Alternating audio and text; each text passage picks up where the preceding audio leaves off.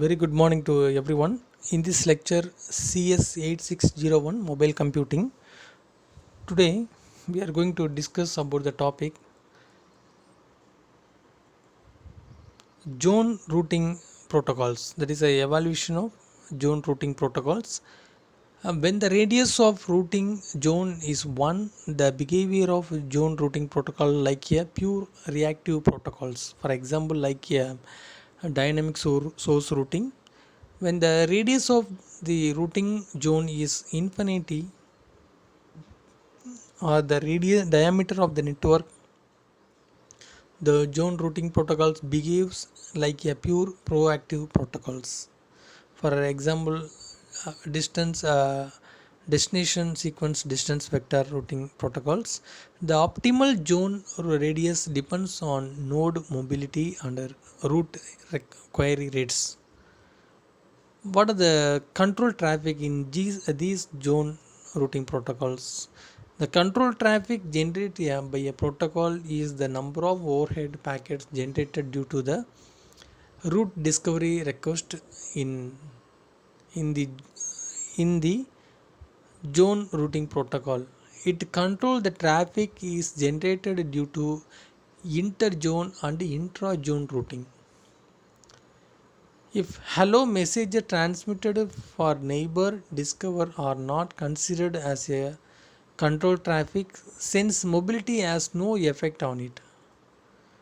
So the control traffic for intra-zone routing in these zone routing protocols, in the inter-zone routing each node need to construct the border cast tree for its zone. With a zone radius, that is a R, this requires the complete exchange information over a distance between the two zone areas, that is a destination to source. For the unbounded network with a uniform distribution of node, this result is a intra-zone control traffic. Now, what is the inter-zone routing? Control traffic for inter-zone routing. When the zone radius is 1, the control traffic is maximum size of the zone routing protocol is degenerated into the search. So the control traffic drop considerable even if the zone radius just is 2. So the intra zone routing is the control traffic can be reduced drastically. It message prevent from going to the same region of the network multiple times. However, the amount of control traffic depends on both node mobility and the data rate. So the performance, we can see the performance of zone routing protocol is measured by comparing the control traffic with the call to mobility CMR ratio. And now we can move to the CMR, call to mobile ratio is the ratio of route query rate to node speed, individual neighbors node. So the CMR increases, the number of control messages is reduced by increasing the radius of the routing zone. This is because it is easier to maintain the larger routing zone if mobility is low, hence the route discovery traffic also reduced. So the interzone routing on the other hand of the CMR is low, mobility is higher, that is the CMR is low. If the mobility is higher, the routing zone maintenance become very costly and smaller routing zone are better for reducing the control traffic.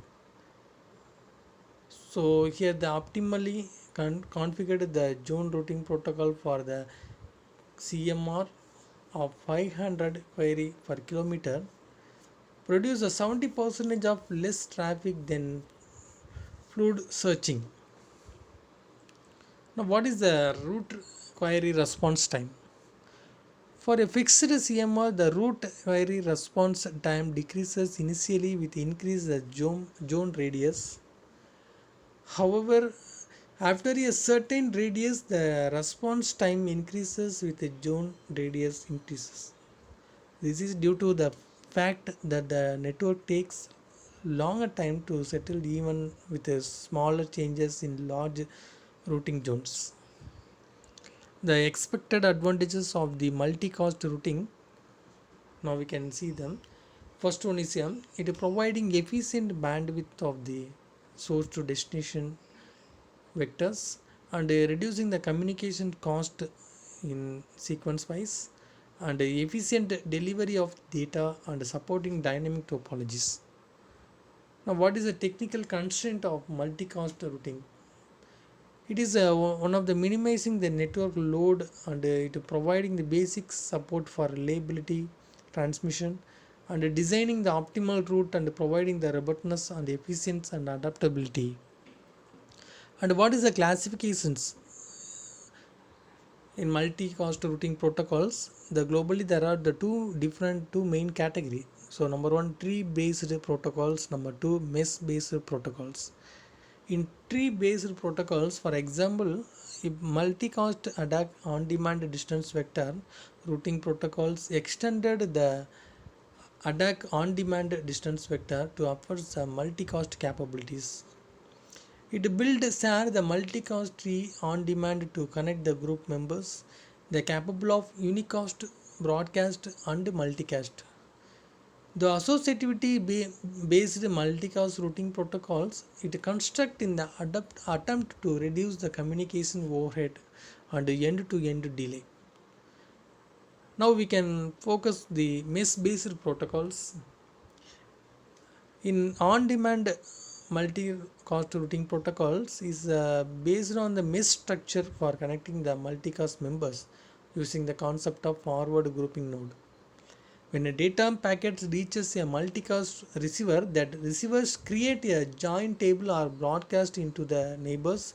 Each group members propagate the join table until it reaches the multicast source via a shortest path. This process construct and update the route from the source to destination receiver. It creates the mesh of the node, each individual point. So today this is a conclusion of this zone routing protocol and also the multicast routing protocol in mobile computing system. Thank you for watching this video.